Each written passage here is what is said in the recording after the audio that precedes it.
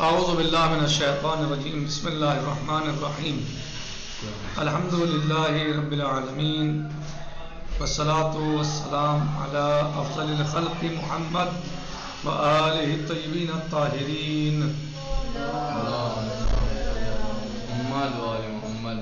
عجل فرجہم۔ آج ہمارا درس 38واں ہے، اس کتاب کا 38واں سبق ہے، جس میں تجارت اور کاروبار کے مسائل پہ روشنی ڈالنی ہے۔ ظاہر ہے میں نے کل بھی شاید آپ لوگوں کو بتایا تھا درس میں کہ اسلام صرف نماز روزے یا حج زکوٰۃ کے بارے میں، خمس کے بارے میں نہیں بتاتا آپ کو صرف، بلکہ اسلام تو ایک دستور حیات ہے۔ اسلام جو ہے قرآن ایک دستور کی کتاب ہے، قانون کی کتاب ہے، جو آپ کی زندگی کے لیے ہے، صرف آخرت کے لیے نہیں ہے، بلکہ آپ کو وہ دنیا میں رہنے اور زندگی گزارنے کا سلیقہ اور طریقہ سکھاتا ہے اور بتاتا ہے کہ دنیا ہی سے آپ کو آخرت لینی ہے۔ صحیح ہے، کل میں نے اس کو آپ کو بتایا تھا، یعنی اسلام آپ کو زندگی گزارنے کا طریقہ بجا آپ کو آپ کی آخرت بہترین بناتا ہے، وہیں آپ کی دنیا کو بھی زبردست سجاتا ہے۔ اسلام آپ کو طریقے بتاتا ہے کہ آپ کو کیسے جو ہے وہ دنیا میں رہنا ہے، کیسے کام کرنا ہے، کیسے، تو صرف یہ نہیں کہ جو ہے وہ مثلا نماز روزے کے مسائل نہیں، بلکہ کاروبار، تجارت، بزنس، آپ کی صلح، آپ کے مثلا جو ہے وہ حدود، دیات، تمام چیزیں اس کے اندر موجود ہیں جس کی دنیاوی نظام میں خود ضرورت پڑتی ہے۔ دنیاوی زندگی میں انسان کو ضرورت پڑتی ہے، حکومتوں کو ضرورت پڑتی ہے ان چیزوں کی، وہ سب احکام بتائے گئے ہیں۔ کہہ رہا ہے کہ تجارت اور کاروبار، خرید و فروخت کی قسمیں، خرید و فروخت کی قسمیں، کہہ رہے ہیں کہ نمبر 1 واجب، نمبر 2 حرام، نمبر 3 مستحب، نمبر 4 مکروہ اور نمبر 5 مباح۔ ظاہر ہے یہ کتاب تفسیری کتاب نہیں ہے اور بچوں کے لیے ہے، یعنی ابتدائی لوگوں کے لیے ہے، تو اس کا مطلب یہ نہیں ہے کہ اس میں تمام احکام اس میں نہیں ہیں، لیکن جب آپ بڑی کتابوں میں جائیں گے تو سارے احکام آپ کو ملیں گے، ہر چیز کے احکام ملیں گے آپ کو۔ اس میں مختصر سے تعارف کرایا گیا ہے بعض چیزوں کا، تاکہ انسان بالکل محروم نہ رہے بعض چیزوں کے بارے میں، سب نہیں ہے اس میں، لیکن کچھ چیزیں ہیں وہ بھی یعنی مختصر، تاکہ یعنی تعارف ہو جائے تھوڑا تھوڑا۔ کہہ رہے ہیں کہ تجارت یا تو خرید و فروخت یا تو واجب ہے یا حرام ہے یا مستحب ہے یا مکروہ ہے یا مباح ہے۔ کہہ رہے ہیں کہ واجب تجارت کون سی ہے، کیا ہے؟ اسلام میں سستی، کاہلی اور دوسروں کے سہارے پڑے رہنا ایک ناپسندیدہ عمل ہے۔ میں آپ پہ بلا وجہ تک کیا بھروسہ کیے، اور جو لوگ عام طور سے خود اعتمادی نہیں رکھتے وہ ناکامی کا شکار ہو جاتے ہیں۔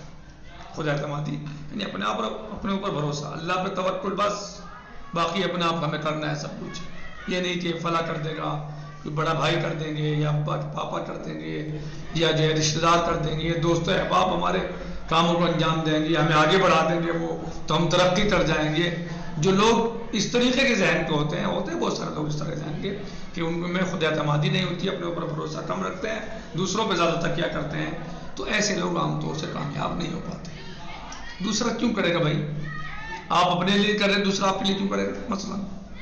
تو خود اعتمادی ایک بہت بڑی چیز ہے، انسان کا اپنے اوپر یعنی بھروسہ ہونا اپنے اوپر۔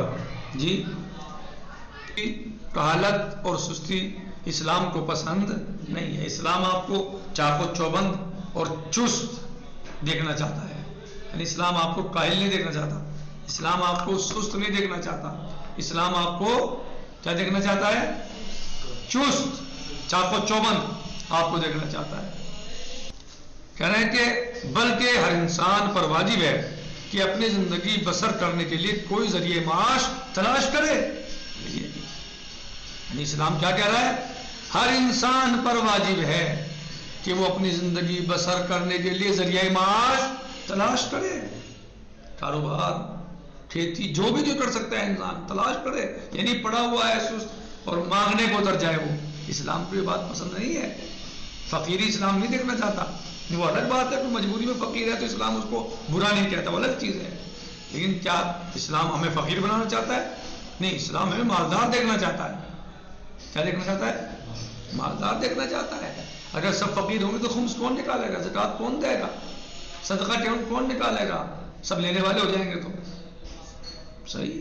تو اسلام جو ہے وہ چاہتا ہے کہ نہیں، آپ غربت کی زندگی نہ گزارو، آپ اچھی زندگی گزارو، حلال طریقے سے مال کماؤ، روزی کماؤ، آپ حلال طریقے سے. لیکن جو طریقے بتائے گئے ہیں، یعنی یہ نہیں ہے کہ اسلام آپ کو جو ہے وہ پھٹے کپڑوں میں دیکھنا چاہتا ہے. اسلام آپ کو جو ہے وہ مثلا گندے کپڑوں میں دیکھنا چاہتا ہے. اسلام زیادہ زور تو کسی نے دیا ہی نہیں.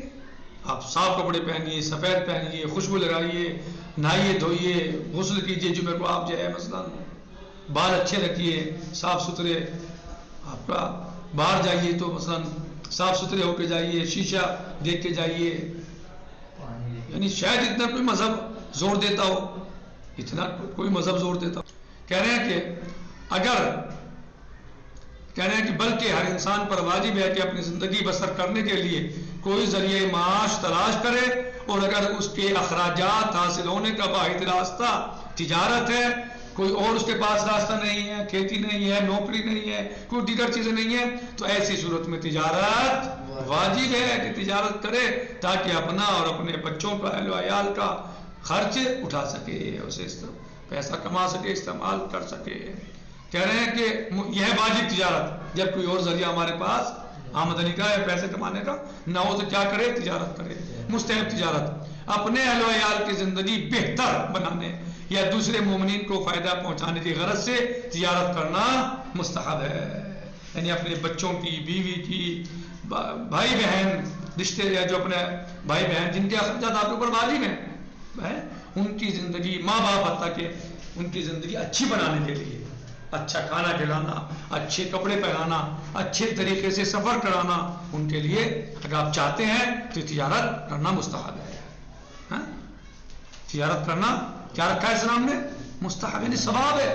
پیسے آپ کماؤ گے، ثواب اللہ دے گا. دیکھیے کتنا لطف ہے اللہ کا، یعنی مستحب ہے.